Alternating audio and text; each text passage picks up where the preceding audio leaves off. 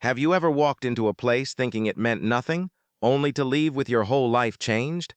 That was exactly what happened to Daniel Reed, a 32-year-old man who believed money was everything until the day he stepped into a tiny old church on the edge of town. Daniel worked long hours in a big construction company. He was always tired, always stressed, and always chasing the next pay. His friends called him Mr. Work because he never slowed down. He believed success meant owning more, earning more, and proving to everyone that he had made it. But deep down he felt empty, like something important was missing. One Wednesday morning, Daniel's boss called him and said, "We have a small church that needs repairs. The pay isn't much, but they need it done quickly. Can you handle it today?" Daniel didn't want the job. The money was too small, and the building looked old and forgotten. But he needed extra hours for the week, so he agreed. He grabbed his toolbox, drove through the quiet countryside, and stopped in front of the tiny church with peeling paint and cracked windows. When he stepped inside, it was silent. Only a few wooden benches, a dusty piano, and sunlight leaking through stained glass. He looked around and thought, who even comes here? As he walked toward the main room, an elderly man appeared. His back was slightly bent, and his silver hair glowed in the light. He smiled warmly and said, "You must be Daniel. Thank you for coming. We've been praying for someone to help." "Praying," Daniel repeated, raising a brow. "For me." The old man chuckled softly. "Not for you specifically, but God knows who to send."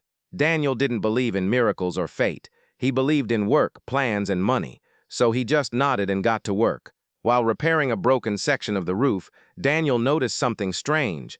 Every time he fixed one part, something peaceful settled inside him, like a quiet voice whispering, "Slow down, breathe." It confused him. Why did this old church feel different from all the other job sites he had worked on?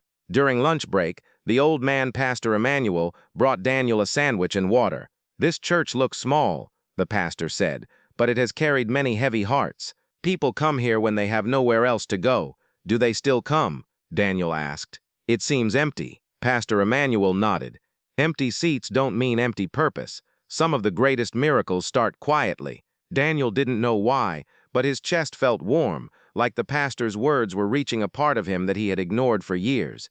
He tried to shake off the feeling and returned to work. Hours passed, and Daniel finished the repairs just before evening. As he packed his tools, he heard soft crying from one of the benches. A little girl, maybe 7 years old, sat alone, hugging a small notebook. "Are you okay?" Daniel asked gently. She looked up with red eyes.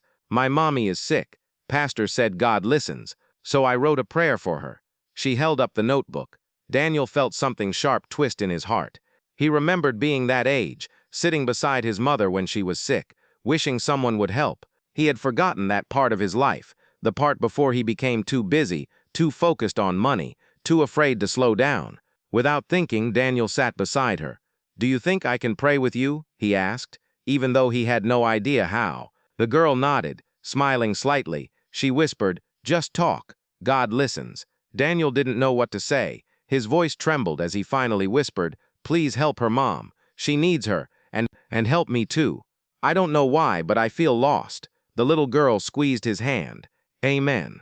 Something warm spread through Daniel's chest, like a soft light filling a dark room. He felt calm, really calm, for the first time in years. Pastor Emmanuel approached them quietly. "Sometimes," he said, "a person thinks they're here for work, but they're really here for healing."